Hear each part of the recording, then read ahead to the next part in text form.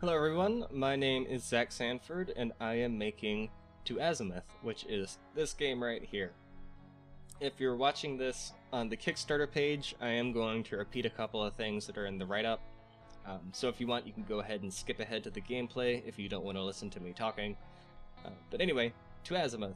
The best way I've found to describe this game is as an alien abduction mystery adventure game set in Alabama in the 1970s, which kind of sounds like a jumble of words, but I think it describes it pretty well. Couple of notes, this is a prototype and we're still pretty early in development. As of recording, we're about 4 months in. But as such, things like animations are still kind of stiff and wonky, and there aren't any contextual animations, so walking upstairs or, doors opening on their own looks kind of strange, but again, bear with us, it's early. This prototype does not show off the dialogue system, which we're still in the process of creating, but it'll function essentially how you would imagine, choose dialogue options to say them, things like that. And then one final thing, this is not a scenario from the actual game. This situation was just kind of concocted for this prototype to show off the visuals and the mechanics that we're working with in a quick and timely way. And on that note, I'm just gonna jump right in.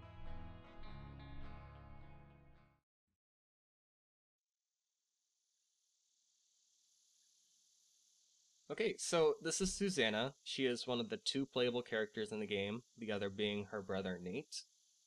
And the game starts out with them looking for their other brother, Eli, who has disappeared. And as they start to search and find things out, it seems like there may be something extraterrestrial going on. And the game goes much deeper than that, but it's very narrative and character driven, so I don't want to spoil anything else. But yeah, so you can play through as either character. They each have their separate single player campaigns, even though the events in each one interconnect and interweave, and the decisions you make as Susanna will affect your playthrough as Nate, and vice versa.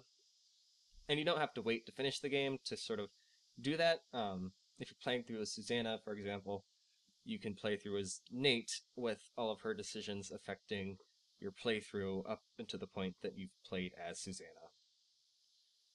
And then you can also share these sort of saved character states with other people. So, say you have a friend who's playing, who wants to play through as Nate, you could send them your Susanna character, and they can play through as Nate with the Susanna that you've created through your decisions in the game. And then this is Susanna's house. She lives here with her boyfriend or her common law husband. I'm not sure what the era appropriate term is.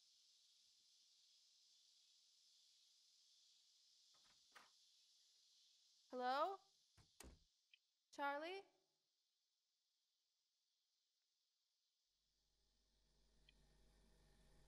And as you can see, there are these sort of contextual cues. I'm holding down the left trigger. I'm using a gamepad to bring them up. They're not there all the time, only when you want them to be. And so you can sort of interact with the environment, open things, close things, look around. And that will be a pretty big part of the game, this exploration and looking for clues and information. And it's kind of up to the player how deep they want to go with that. So you could critical path the entire game and ignore a lot of the deeper mystery if you want to, even though I wouldn't suggest it.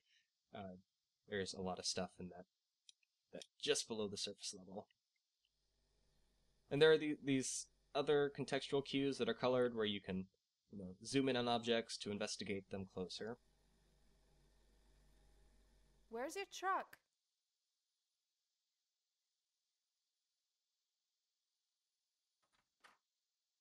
Hello?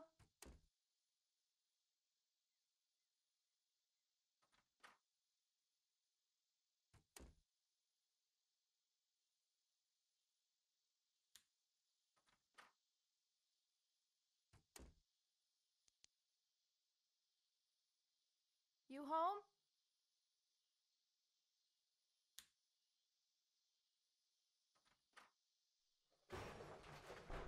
What the hell was that?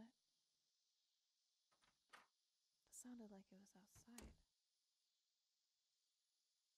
And as you can see, we play pretty heavily with the perspective of the game, the sort of fixed angle perspective, and moving the environment around so you can keep your eyes on Susanna in a way that hopefully makes the environments dynamic and interesting and sort of fun just to walk through.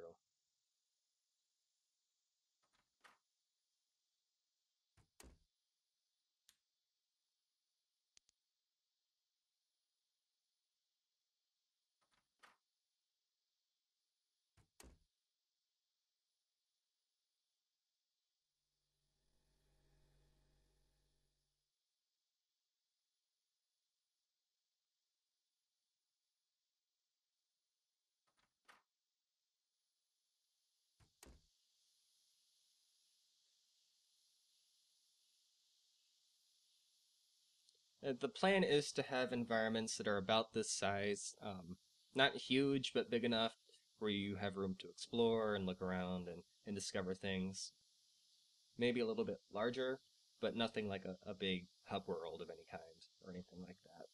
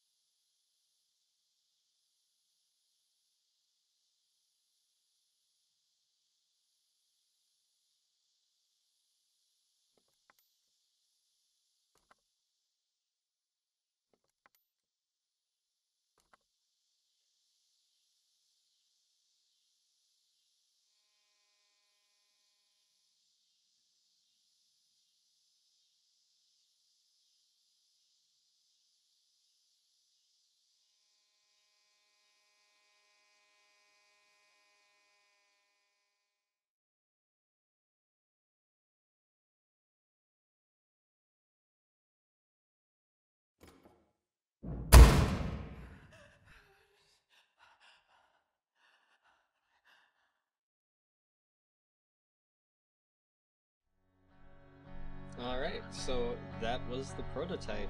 Again, that wasn't an actual scenario from the game.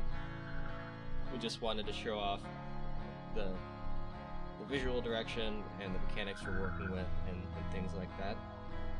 Thank you so much for watching, and please consider funding us.